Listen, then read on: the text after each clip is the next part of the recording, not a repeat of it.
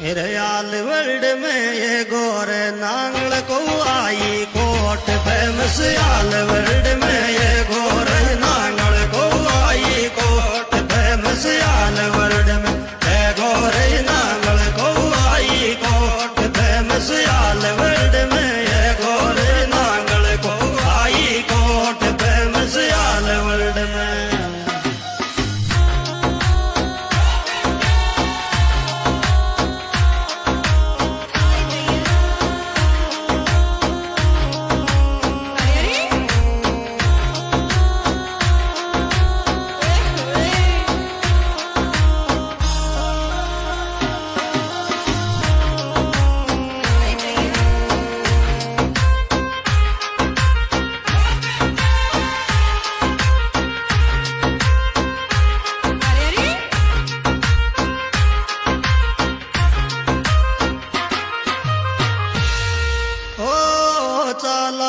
साथियों धात आदिवासी दिवस मनावांगा चलांगा साथियों धात आदिवासी दिवस मनावा